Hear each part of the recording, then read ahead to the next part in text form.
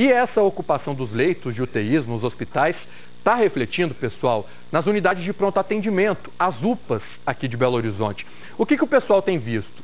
Salas de urgência se tornaram aí uma alternativa para internar o paciente que está em estado mais grave. O problema é que tem aumentado muito o número de mortes por Covid dentro das UPAs. E o Vladimir Vilaça está exatamente em frente a uma delas, que é a UPA Pampulha, né, Vladimir? Isso, Sérgio, você estava falando os números aí.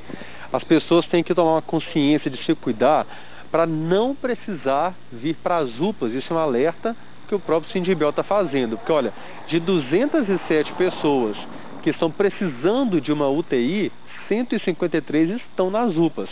Mas as UPAs, de acordo com o Sindibel, não estão com uma estrutura totalmente adequada para esse tanto de gente aguardando internação. A média aí que o pessoal está falando, que é de 60, geralmente está tendo 60 mortes por semana. Antes era assim 10 por semana, então aumentou demais. Há registros, reclamações dos profissionais de que está muito difícil trabalhar, faltam materiais. E a gente vai ver o que está acontecendo nas UPAs na reportagem. As denúncias de UPAs lotadas e profissionais sobrecarregados chegaram ao Sindicato dos Médicos de Minas Gerais. Essas imagens foram feitas nesta quinta-feira na UPA Norte. 8 pacientes estão entubados lado a lado, muito próximos uns dos outros. O local é para 4 macas, segundo a equipe médica. Nas enfermarias estão 40 pacientes. Um profissional de saúde que não quer se identificar relata a situação na unidade. Pegamos o plantão com 9 pacientes entubados. Um faleceu, o outro foi transferido e agora temos 7 pacientes.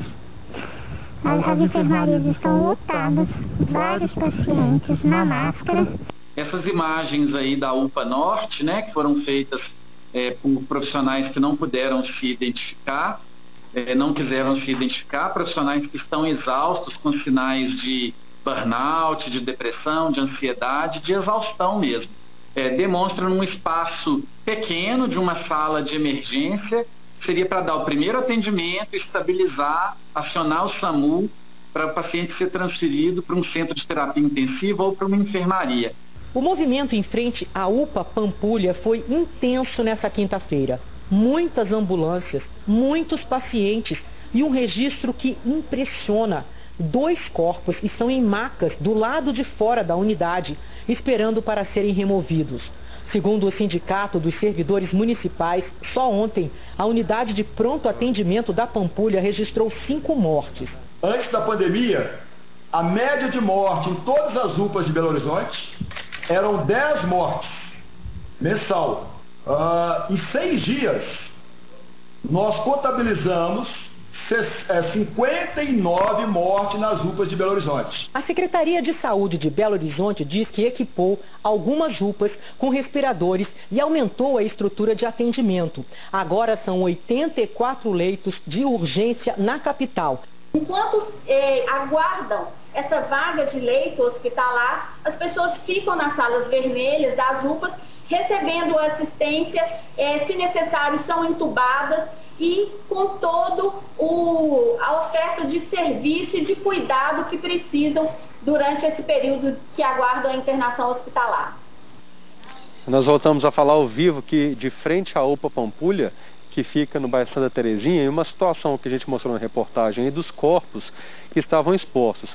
A gente está vendo ali ao fundo que tem um tapume exatamente naquele local onde os corpos ficavam.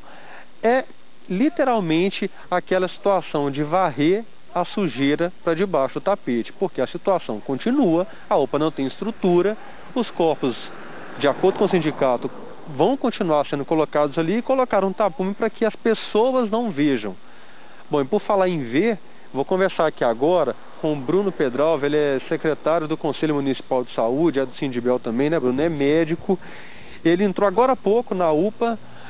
Doutor, explica pra gente então, o que você viu ali, a situação está dominada, o que os profissionais estão relatando, daqui especificamente? Bom, nas últimas 2 semanas, as salas de emergência das UPAs viraram CTIs improvisados e precários. Nesse momento nós estamos com 5 pacientes numa salinha apertada que cabem 4 pessoas inclusive duas pessoas entubadas e mais uma provavelmente caminhando por um procedimento de intubação. A situação é triste, porque os profissionais estão sofrendo, principalmente, Vladimir, pela dificuldade de cuidar com qualidade das pessoas. Os profissionais sofrem com o sofrimento dos usuários. Tem uma situação que você estava me contando que faltam insumos, faltam equipamentos. Explica sobre aquele dosador que muitas vezes falta, e é uma coisa que a gente que é leigo não faz ideia do que isso é tão importante, uma pecinha às vezes tão pequena, né? Bom, uma sala de emergência de UPA, ela serve para estabilizar o paciente que chega muito grave, acionar o SAMU e o paciente ser removido para um hospital de grande porte, que tem CTI. Com a ausência de vagas suficientes de CTI na cidade, fruto do colapso do sistema de saúde que ocorre em Belo Horizonte, mas também no estado, infelizmente no Brasil todo, esses lugares viraram CTIs improvisados e não tem todos os equipamentos e nem quantidade de recursos humanos, e nem os nossos colegas que estão lá, embora sejam muito dedicados, não têm às vezes a expertise e a experiência em CTI. As pessoas estão ficando 5, 7, às vezes até 10 dias. Aí você falou dentro daquele dosador, de uma né? sala de emergência. Isso, um exemplo que a gente deu foi o dosador, que se chama bomba de infusão, que é para que as medicações sejam controladas de uma forma bem rigorosa na hora de serem aplicadas no paciente. E precisa ser controlada, porque se for abaixo ou acima, mata o paciente. Sim, com certeza. Uma bomba de infusão, por exemplo, para nora, quando o paciente está numa situação de quase morte, né? Isso tem que ser muito milimetricamente dosado, porque se falta, o paciente morre. Se sobra, a gente também pode prejudicar o paciente. Em algumas situações, a gente teve relatos de colegas de que o paciente estava precisando dessa medicação e não tinha bomba de infusão. E como é que fez? Vai no olho?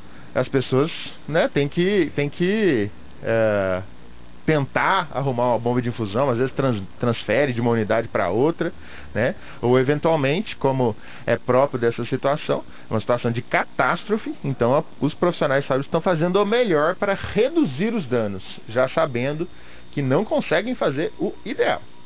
Você me falou de uma situação complicada também de contratação, né? Para formar o quadro de profissionais. Você falou da quantidade de pessoas que precisam de uma UTI, por exemplo, numa emergência. É muito abaixo, né? Sem dúvida. As equipes em geral, além de estarem muito estafadas, já tem um processo de desvalorização crônico. Então, por exemplo, nós temos tido relatos de alguns profissionais que recebem tão mal diante de um caos, né, com pacientes graves, com estresse, que estão pedindo demissão, os contratados temporariamente. Tem gente que recebe menos de R$900, menos de um salário mínimo, para trabalhar 30 horas numa UPA ou num SAMU. Tem gente, o plantão extra pro pessoal da enfermagem é R$120. Compensa a pessoa fazer outra coisa, ao invés de trabalhar 12 horas numa situação dessa. E naturalmente, isso implica numa perda de qualidade aos pacientes, que é o foco principal do nosso sistema de saúde. Nós queremos cuidar com qualidade. Eu conversei com um colega médico emergencista muito dedicado, Vladimir, jovem, que me relatou situações que ele tem vivido, que ele resumiu da seguinte forma: eu não faço medicina de urgência, eu estou fazendo medicina de guerra. Situação complicada.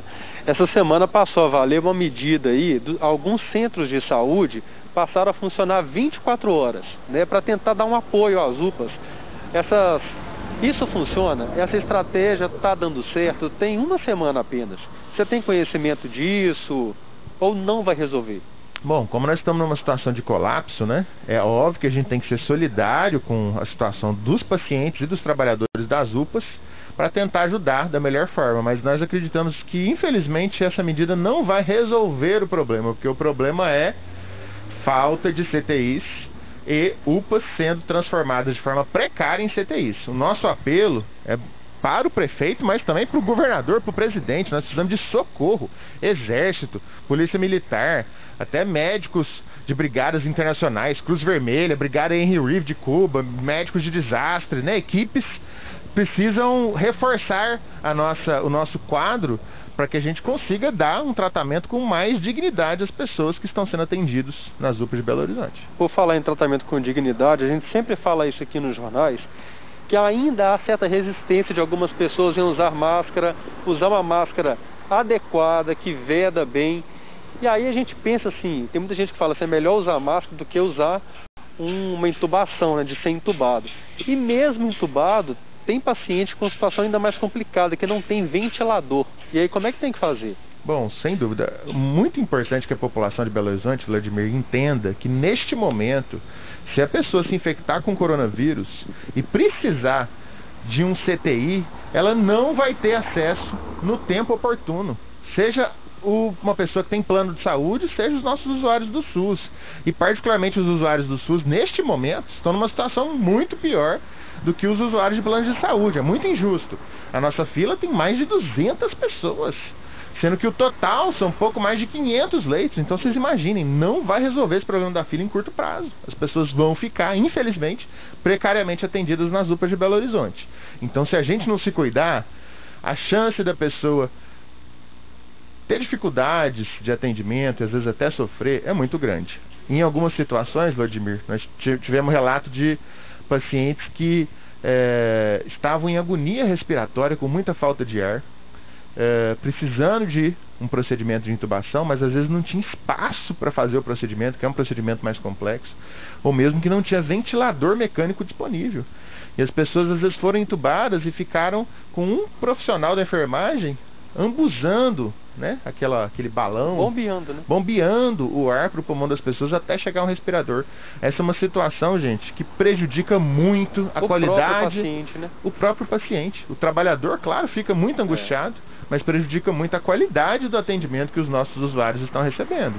Doutor, muito obrigado, viu, pelos esclarecimentos, para dar esse raio-x do que está acontecendo nas UPAs aqui em Belo Horizonte. E só para terminar, a gente falou da situação dos corpos aqui, a gente pediu uma nota da Prefeitura de Belo Horizonte específica para isso, né? Agora a gente está vendo que está até tampado ali, né? A Prefeitura não respondeu especificamente sobre os corpos que estavam expostos ali do lado de fora da UPA Pampulha, só disse que as pessoas que estavam, né, precisavam de um tratamento mais adequado, mais urgente, foram atendidas, e que os pacientes que estão entubados aqui na UPA, eles estão sendo atendidos adequadamente na capacidade dessa unidade aqui. Sérgio, deixo vocês com essa imagem aí, ó. A sujeira varrida para debaixo do tapete. Ninguém vê o que está ali atrás do tapume. Vladimir, que a gente nunca esqueça que atrás desse tapume tem uma história, tem uma família sofrendo e sofrendo demais, uma ausência nesse próximo domingo, no almoço tradicional de Páscoa, uma vida que se foi por uma doença que tem matado e matado demais, e muita gente que ainda insiste em negar que a pandemia existe, que o vírus está aí em circulação, né, Vladimir? Eu acho que essa conversa, ela é assustadora, mas ela é muito esclarecedora. O Bruno, ele foi muito claro na sua fala, nas suas explicações, e dá pra gente entender que esse problema, pessoal, ele vem lá de trás. Não é só o coronavírus. É um problema de um país que não valoriza o seu profissional de saúde, que não investe em saúde, e aí quando enfrenta uma situação tão complicada como essa da pandemia, cenas como essas acontecem, né, Vladimir? É difícil demais falar, eu desejo aqui de todo o meu coração minha solidariedade a você que perdeu algum parente, algum amigo, alguma pessoa querida por essa doença, e reforço, pessoal, o meu pedido. Vai passar, mas para passar a gente precisa se cuidar, a gente precisa acreditar na ciência, a gente precisa tomar todos os cuidados, a gente precisa incentivar tudo isso que está acontecendo com o nosso parente, com o nosso amigo, para que ele consiga abrir a cabeça para essa situação caótica que está acontecendo, não só aqui em Belo Horizonte, como em todo o mundo, né? Em todo o Brasil. Obrigado demais, Vladimir, pelas informações, viu? Trazendo aqui de volta agora o Carlos Eduardo Alvim. Difícil demais, Cadu. Nossa, é difícil. Estava acompanhando a entrevista ali, acho que você falou muito bem, né? Essa questão da valorização dos profissionais que já estão esgotados aí nesse um ano, enfrentando o momento mais difícil, os números mostram a dificuldade e muita gente ainda de olhos fechados, não querendo acreditar nesse colapso que a gente está vivendo. E essa cena, né? Tragédia. É tragédia. A palavra é essa, tragédia.